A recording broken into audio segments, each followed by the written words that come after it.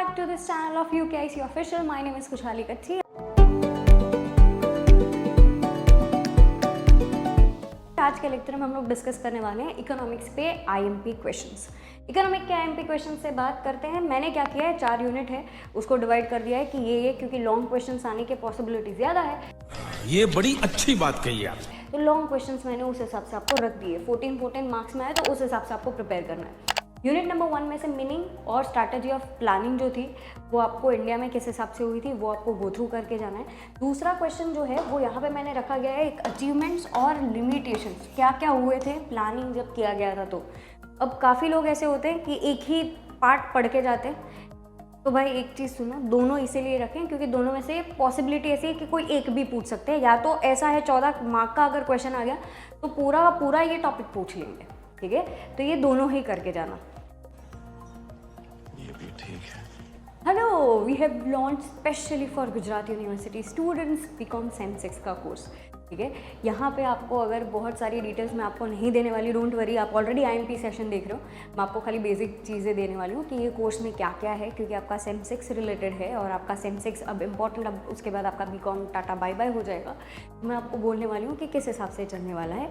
हम जो है ये पूरे कोर्स में आपका 6 सब्जेक्ट्स हम लोग कवर करने वाले हैं। उसमें 3-3 यूनिट्स आपके कवर होंगे और सीसी हम लोग कवर नहीं करने वाले। ये पहले से मैं बोल दे रही हूँ, इसलिए आपको ऐसा नहीं।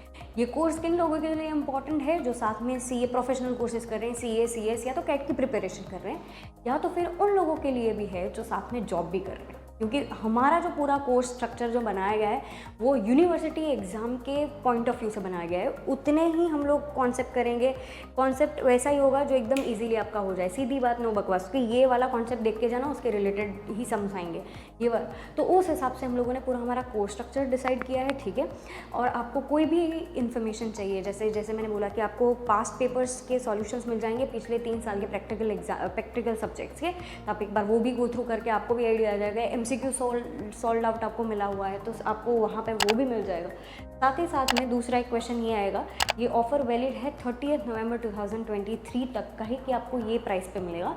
उसके बाद अगर कोई भी स्टूडेंट होता है जो एंड मोमेंट पे, मतलब दिसंबर 15 को जगता है कि मैंने आपका वीडियो देखा था और उस टाइम पे, तो देखो भाई वो इनजस्टिस हो जाता है जिन लोगों ने उसके पहले। तो ये सबके लिए हम लोगों ने बोला है कि 30 नवंबर के पहले हमारे जो सेम 5 के स्टूडेंट्स हैं वो भी अगर एनरोल कर रहे हैं सेम 6 में, और जो नॉर्मल सारे लोग जो उसके पहले कर रहे हैं तो वो 3500 में है।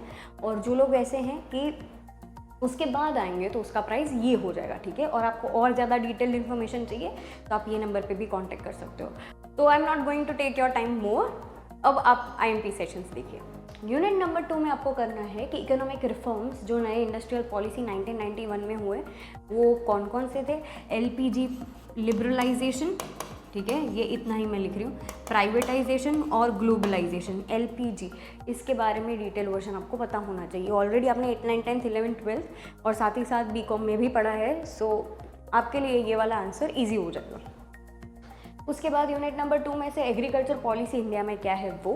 बाद में एक आपको आएगा right a note on MRTP और कंपटीशन एक्ट 2000 की जो है उस पे भी आपको एक लॉन्ग क्वेश्चन आ सकता है।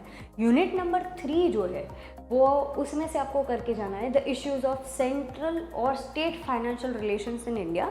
कि सेंट्रल गवर्नमेंट क्या बोल रही है, स्टेट गवर्नमेंट अलग अलग स्टेट है, तो इन दोनों के बीच में किस हिसाब से इश्यूज़ आते हैं वो आपको एक बार गो थ्रू करके जाना है।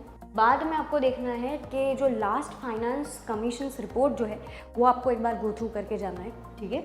और यूनिट नंबर 4 में से 2 ही है। एक तो आपको इन्फ्लेशन का मतलब पता होना चाहिए कि जब डिमांड ज़्यादा और सप्लाई कम है तब प्राइस राइज होता है। ये है बेसिक इसकी वो डेफिनेशन। इन्फ्लेशन का मतलब क्या है, काफ़ी लोग इसको प्राइस राइज भी बोले तो वो इसका मतलब इन्फ्लेशन ही हुआ। अच्छा बोले ऐसा होता है। तो एक्सप्लेन, अगर इन्फ्लेशन क्या है वो आपको आना चाहिए और साथ ही साथ उसके कॉजेज, उसके रीजंस क्या क्या है। और दूसरी चीज़ कि what is inflation, explain the measures to control inflation. जब इन्फ्लेशन आ जाता है तो आप कैसे उसको वापस से रोकोगे, वापस से गाड़ी पटरी पे कब आएगी। तो यहाँ पे कंप्लीट होता है हमारे इकोनॉमिक्स का आईएमपी क्वेश्चन। मिलते हैं हम लोग बाद में, तब तक के लिए एवरीवन बाय बाय।